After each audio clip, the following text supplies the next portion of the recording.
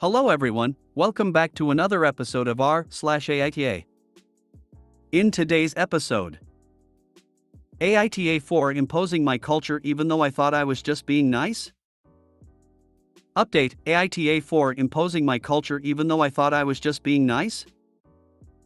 AITA for being rude to a woman who yelled at me for using the disabled toilet?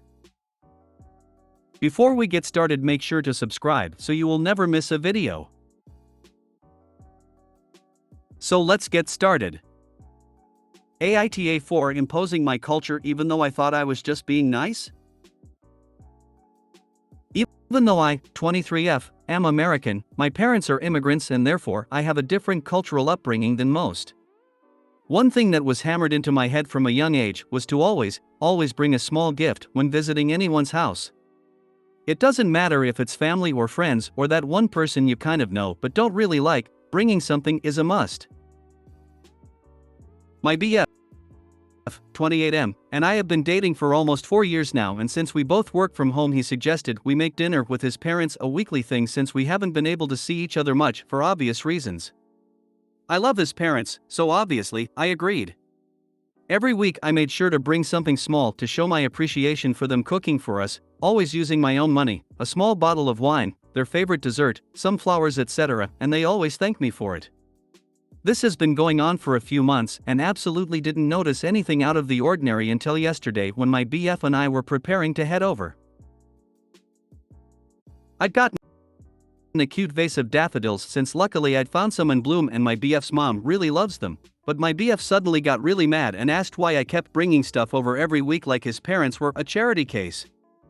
Honestly, I got super confused and asked him what the problem was and that I've always done this with everyone including his friends since we met. That it was a cultural thing, but then he got even madder and told me to stop imposing my culture on everyone, and it's weird since I'm white. At that point I didn't feel like going anywhere with him and just gave him the flowers and went for a walk while he drove over to dinner by himself. After he came home he still had the flowers which he gave to me and told me he was sorry, but his parents really were super annoyed with me constantly bringing stuff over like they can't take care of themselves, and later on I got a text from his dad asking me to not come over for dinner anymore.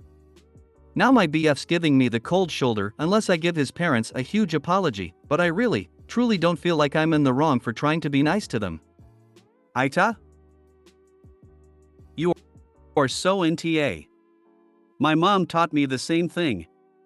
I have no idea why your BF and parents find it so off-putting. I think it is kind and respectful.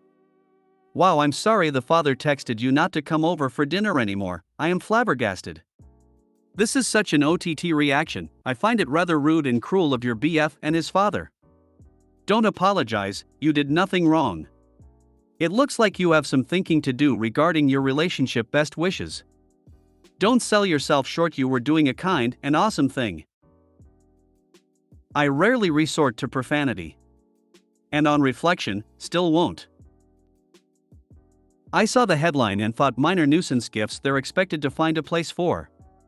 But everything you mentioned has a shelf life. What you're describing is decency. NTA. If you were bringing collectibles, it might be a learning opportunity? Update, AITA 4 imposing my culture even though I thought I was just being nice? First of all, I just want to thank everyone for the overwhelming support and replies on my first post. I'm looking forward to going over to everyone's houses for dinner and I'll be sure to bring all the things you said you liked, smiley face, many flower lovers out there. I'm now also apparently the DIL to a lot of hopeful parents that replied as well, so I hope I can deliver on expectations. After my last update I told my BF I was sick and tired of him dancing around the issue with his parents and I was going to go over to their house whether he liked it or not. At this point I think he realized that whatever he was doing had backfired, so he sat down all angry and told me he'd explain. I sat and he told me that he'd done something very spur of the moment and that he'd texted me from his dad's phone then blocked the number but begged me to listen. That he just needed to get his parents off me for a while and to not leave. Apparently, his parents had started hinting at him about marriage since my BF and I talked a lot about it. I fully expected to marry him, as I said in another comment, and was honestly expecting a proposal in late spring since that's when we met. For years dating didn't bother me, but I was getting excited to settle down. However, my BF apparently realized that he absolutely didn't want to commit to anything and wanted to experiment and have fun since I wasn't being fun anymore. Honestly, that just made me cry since we were each other's firsts for everything and usually very good at communicating our needs. His grand plan was to get him mad at me so I would beg for forgiveness and then he'd only accept an open relationship as an answer. Absolutely brilliant plan, I know. He'd made up his parents getting mad but didn't expect me to blow off dinner completely, and it's like hitting a jackpot, his words not mine. He went over for dinner, hid the flowers and said we'd gotten into a huge fight but he was going to fix it, but I needed space. After he confessed all this, he said he was very sorry but really didn't want to miss out on new experiences when he was still young, and would I consider an open relationship but pretend ours was strained with his parents so they wouldn't get suspicious? And I laughed. I laughed his ass right out the door and told him absolutely not and to leave me alone while I packed because I wanted to have some new experiences too. He never stopped begging me to stay, but I left to sleep at a friend's. After calming down for a few days, I cemented the breakup and finally, actually went over to his parents. My ex-BF's dad never even noticed the phone missing but still apologized, and his mom was a mess. I did and still love them and will eat dinner there without him as often as I can. I won't lie that I'm sad about 4 years down the drain, but that's life. And if that was my ex's best possible plan, then I dodged the bullet by a mile. I love that you went over there and filled his parents in on the real story. He was so concerned about keeping up appearances for his parents that he straight up waged psychological warfare on you, but now it's all nice and out in the open. Gonna be awkward for him at holidays for a few years. I also love that OP now has friends around the world looking forward to having her over for dinner. So proud of you, OP. You will find someone deserving of you. Your ex is an incredibly manipulative, immature coward. You dodged a huge bullet with that one. Yes, manipulative is the word. He concocted a whole plan to try to guilt her into an open relationship. And he hit the jackpot when she decided not to go to dinner because it would make it easier for him to lie to his parents about her. She's actually lucky to find out what a *TTY person he is before getting married to him. Wow, just wow, I honestly can't believe your ex-boyfriend. He wanted his cake and to eat it too. Why on earth he thought that'd work, I have no idea. Congrats of being rid of him, go live your life, have fun, go get new experiences. Guarantee the boyfriend is going to regret this for a long time. OP, please never take him back. The premeditated deception against you and his parents not something you can ever forget or forgive. You can never trust him again. Well, isn't that some impressive arsefoolery? If that's your ex's idea of a cunning plan, I'd hate to see his badly thought out flops. Eesh. Good on you for staying true to yourself through all of this. I'm glad you're out of it. Best of luck finding a new place and rebuilding the parts of your life you thought he was integral to. I really can't believe he thought it would work. If he'd talked to me seriously, I'm sure we could have figured something out, but instead he did that. I'm so glad you laughed him out of there. For years, and that must have been hard in its own way, but you are going on to so much better. Who has an open relationship after 4 years together? So glad you're okay, OP. Much love, love. AITA for being rude to a woman who yelled at me for using the disabled toilet? I have an ileostomy. This means that I have had my colon removed and I have a stoma. This is on my stomach and it's where my poop comes out from into an attached bag. You usually can't see it and it doesn't look as though I have any kind of disability, although it is legally classed as a disability. To empty it, I need to kneel by the toilet and I rinse it out with water. I fill a travel bottle up in the toilet and use this to rinse out the bag. Not rinsing is gross. Because of needing to kneel and have water on hand, I need to use the disabled toilets whenever I can. I have a radar key to get me into them. It was given to me after I had my surgery. Using a non-disabled toilet is very difficult. Hard to kneel, very little privacy, and no sink on hand.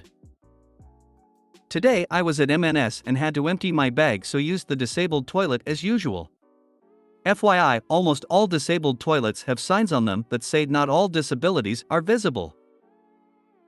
When I tried to come out of the toilet, my way was blocked by a woman who started to berate me for using the disabled toilet. Apparently she saw me go in and had been waiting for me to come out. She was stopping me from leaving and threatening to call the staff. I tried to tell her that I need to use that toilet and showed her my special radar key. She just kept getting angrier and louder and louder. We had a crowd by this time. In desperation, I finally pulled up my shirt and slid my trousers down a bit and showed her my ileostomy bag. I pointed out the sign on the door that said not all disabilities are visible. I told her she was ignorant, needed to learn to mind her own business. I then told her to F off and get out of my way. AITA for being so rude? I know I should have been nicer, but she would not stop blocking me in the toilet. NTA. I had a friend once who parked in a disabled bay and was yelled at by someone nearby. He waited for them to finish, then removed his prosthetic leg. They went white as a sheet and got out of there pretty fast. If you are so much of an ass that you have a go at a stranger in public boing nothing about them, you deserve everything you get if it blows up in your face. Doubly true when the person doing the yelly lecture is themselves able-bodied. If you come at me with a visible disability and I need to point out my disability is invisible, I'm going to assume you are having a shit day. But if you are able-bodied, who TF asked you? Go police your own shit. People shouldn't have to expose their personal medical information to get treated with respect, but I absolutely will to shame people. NTA. You don't look disabled. You didn't look stupid until you opened your mouth. Someone said this to my BFF once, and without missing a beat she replied, "You don't look like a doctor."